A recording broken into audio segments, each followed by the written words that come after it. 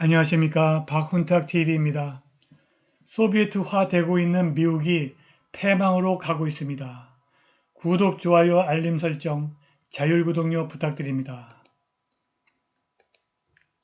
2023년 4분기 미국 GDP 성장률이 무려 3.3%를 기록했고 미국 주류 매체들이 미국 경제의 위대성을 들먹였습니다. 그런데 미국 인구조사국은 미국의 실질 소득이 감소했다는 소식을 전했고 이를 의심하는 미국 사람은 거의 없습니다. 모든 미국 사람 또는 적어도 거의 대부분의 미국 일반인들은 지난 4년 동안 생활 수준이 크게 저하되는 것을 느꼈습니다. 4분기의 높은 GDP 성장률은 적자와 부채로 만들어진 허상에 불과합니다. 4분기에 미국은 3천억 달러의 새로운 GDP를 만들기 위해서 무려 8,340억 달러의 새로운 연방 부채가 발생했습니다. 4분기 GDP는 3,290억 달러 증가하여 27조 9,390억 달러로 늘어났지만 훨씬 더 충격적인 것은 같은 기간 동안 미국 예산 적자가 50% 이상 즉 5,100억 달러 증가했다는 것입니다.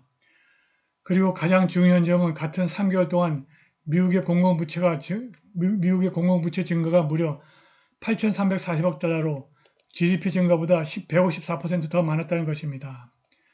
즉 이제 1달러의 GDP 성장을 생성하려면 1.55달러의 예산 적자가 필요하고 1달러의 GDP 성장을 생성하려면 2.50달러 이상의 신규 부채가 필요합니다. 미국 경제가 소비에트 소련처럼 국영으로 변질되고 있는 것입니다. 대만 TVBS가 대만이 통제하는 중국 본토 해안 바로 옆에 위치한 작은 군도 진먼에 미국 고문단이 배치됐다고 보도했습니다.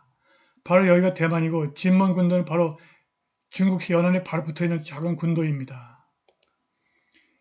미 국방부는 진먼에 대한 매우 도발적인 배치를 확인하라는 요청을 받았을 때 논평할 수 없다고 말했습니다.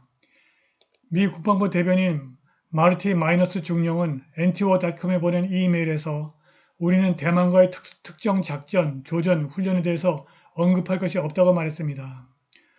그러나 나는 대만에 대한 우리의 지원과 대만에 대한 방어 관계가 현재 중화인민공화국이 가하는 위협에 맞서고 있다는 점을 강조하고 싶다. 대만에 대한 우리의 헌신은 확고하다라고 마이너스는 말했습니다. 미국은 일반적으로 미 육군 그린베리 같은 특수작전부대를 대만에 파견하여 군사 고문 역할을 합니다. TVBS 보고서는 고문들이 대만군의 수륙 양형 캠프의 장기 주둔지를 위해서 진먼으로 파견됐다고 밝혔습니다. 또한 대만 본섬에서 서쪽으로 약 30마일 떨어진 군도 펑우에도 고문들이 파견되었습니다. 대만에 대한 미국의 새로운 군사적 지원은 억지력이라는 이름으로 이루어지고 있지만 중국의 행동과 수사를 통해서 미국의 조치가 전쟁 가능성을 높이는 것이 분명해졌습니다. 미국의 이러한 도발은 장기적으로 대만에서 중국이 승리할 것이라는 예측에 대한 반응으로 보입니다. 1월 13일 대만 총선에서 민진당의 친미 라이칭더 후보가 총통으로 당선되었으나 입법원 의석 10개를 잃어서 과반 의석 확보에 실패했습니다. 입법원은 친중 국민당 지배로 바뀌었습니다. 따라서 앞으로 몇 년 동안 중국은 대만 문제를 군사적으로 해결하려고 시도하지 않을 것입니다. 2023년 대만 해협 양측 교역액은 무려 2,680억 달러였고 이는 타이베이가 워싱턴보다 주요 적국인 베이징과 더 많은 교역을 했다는 것을 의미합니다. 중국 기업에게 대만은 국가의 핵심 전략 파트너인 러시아보다 더 중요한 교역 상대국입니다. 중국과 대만은 수십만 건의 무역 및 생산 계약을 통해서 불가분의 관계를 맺고 있습니다. 이는 강대국 간 섬을 둘러싼 장기적인 투쟁에서 결정적인 요인이 될 수도 있습니다. 선거 후 첫 논평에서 당선된 라이 후보는 일방적으로 섬의 독립을 선언하려는 의도를 어떤 식으로든 보여주려고 하지 않았습니다. 장기적으로 대만의 유일한 선택은 중국 본토와 타협이고 이러한 양안 협약으로 인해 극심한 불이익을 받는 국가는 단 하나, 즉 미국뿐입니다. 워싱턴은 대만이라는 불침 항공모함을 잃지 않으려고 일련의 군사적 정치적 동맹과 대만섬 자체의 방어벨트를 형성하는 등 중국 봉쇄 교류에 너무 많은 투자를 했습니다. 그런데 미국은 중국과 전쟁을 위한 탄약이 부족한 것으로 확인되었습니다. 미국이 이란, 러시아, 예멘 그리고 국내에서 내전을 벌인다면 2주 안에 군비가 고갈될 것이라고 전 네이비 실이 경고했습니다. 브라이티언닷컴의 운영자 마이크 애덤스는 전 네이비 실이자 유명한 작가 맷 브래큰과 인터뷰에서 재무장관 제니 델러는 우리가 군수품을 제조할 수는 없더라도 돈을 인쇄하면 무제한 전쟁 자금을 조달할 수 있다고 생각한다. 우리는 러시아, 이란, 중국, 텍사스와 전쟁을 벌이게 될 것이다. 하지만 우리에겐 그런 능력이 없을 것이라고 말했습니다. 맷 브래큰은 러시아와 다른 국가들이 군비를 강화할 수 있다고 덧붙였고 우리가 그들과 전쟁을 한다면 2, 3주 안에 우리의 모든 무기가 고갈될 것이다. 완전히 소진될 것이라고 말했습니다. 이 지경에 처한 미국이 중국과 조만간 전쟁을 벌일 가능성은 매우 희박합니다. 그런데 이것은 어디까지나 합리적인 추론일 뿐입니다. 네오콘이 지배하는 미국의 외교 정책이 합리적일 것이라는 판단은 무모한 것입니다.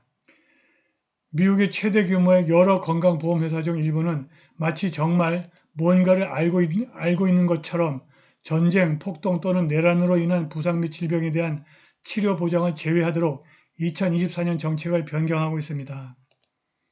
캘리포니아의 보험회사 시그나는 재해, 전염병, 전쟁, 폭동 또는 반란의 영향을 받은 보험 계약자들에게 서비스를 제공하기 위해서 최선을 다할 것이라고 말했지만 새로 업데이트된 그들의 약관에 따르면 기술적으로는 이를 수행할 의미가 없습니다. 보험회사 유나이티드의 업데이트된 2024년 건강보험 정책은 거의 동일하며 올해 발생할 수 있는 전쟁 및 기타 재난에 대한 제외 사항을 담고 있습니다. 업데이트된 유나이티드 정책에는 선포 여부에 관계없이 전쟁으로 인한 질병, 치료 또는 의학적 상태는 보장되지 않는다라고 명시되어 있으며 아마도 이스라엘과 이웃국가 러시아와 우크라이나 간의 상황이 악화되고 있는 것을 고려한 것으로 보입니다. 이런 미국이 대만을 놓고 중국과 전쟁을 벌일 수 있겠습니까? 최근 몇몇 보수 우파 유튜버들이 펜타곤을 출입한다는 보이스 오브 아메리카 한국인 기자가 쓴 우리는 미국을 모른다는 제목의 책을 소개했습니다.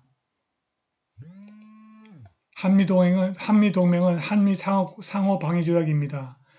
미국이 대만에서 중국과 전쟁을 벌인다면 한국이 자동적으로 대만에서 미국을 도와 전쟁에 참여할 것으로 기대한다는 것입니다.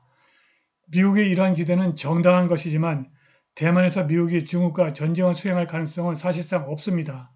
이 책의 저자는 미 국방부의 화망한 생각을 전달했을 뿐이고 그것이 마치 무슨 대단한 발견인 양 일부 보수 유튜버들이 홍보를 했습니다. 이 책의 저자와 이 책을 소개한 일부 유튜버들은 미국 헤게모니의 국제정치 패러다임이 깨어져 나가고 있는 사실을 전혀 인지하지 못하고 있습니다.